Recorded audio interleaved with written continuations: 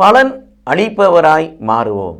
இது இயேசு கிறிஸ்துவுக்குள் பிரியமான என் சகோதர சகோதரிகளே, இந்த நிமிட நட்சத்திரக்கு இயேசுவின் நாமத்தில் நான் உங்களை அன்போடு அழைக்கிறேன். நாம் எப்படிப்பட்டவர்களாய் மாற வேண்டும்? பலன் கொடுப்பவராய், பலன் அளிப்பவராய் மாற வேண்டும்.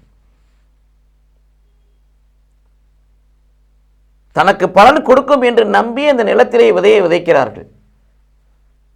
விதைக்கின்ற பொழுது தண்ணீரை பெற்றுக்கொண்ட, உரத்தை பெற்றுக்கொண்ட, மழையை பெற்றுக்கொண்ட, காற்றை பெற்றுக்கொண்ட, மண்ணிலிருந்து வளத்தை பெற்றுக்கொண்ட அந்த விதையானது வளர்ந்து 60, 80, 100 மடங்கோ அந்த விவசாயிக்கு பலனை கொடுப்பது போல ஆண்டுடைய வார்த்தை உங்களுக்குள் விதைக்கப்படுகிறது.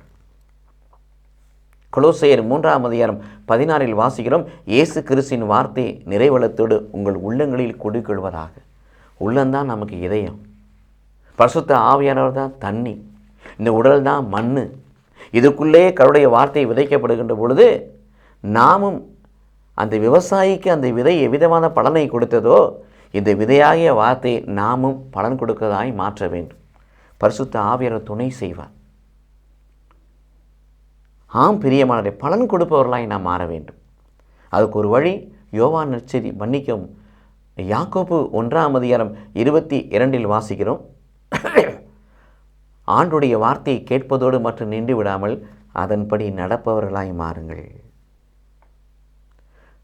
பார்க்கிறோம், படிக்கிறோம், கேட்கிறோம், தியானிக்கிறோம், அறிக்கை செய்கிறோம், அறிவிக்கிறோம், எல்லாவற்றுக்கும் மேலாக அந்த வார்த்தையின்படி நடக்கணும்.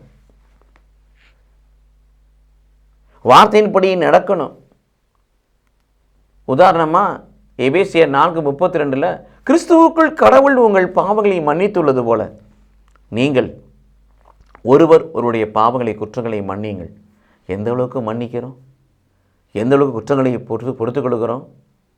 ஆம், இதை செய்யணும். இப்படி செய்கின்ற பொழுது இந்த வார்த்தையின் விதை நமக்குள்ளே வளர்ந்து 60, 80, 100 மடங்குமாக பலன் கொடுக்கும். பலன் கொடுப்பவர்களாய் மாறுவோம். கடவுள் நம்மை ஆசீர்வதிப்பாராக. ஆமீன்.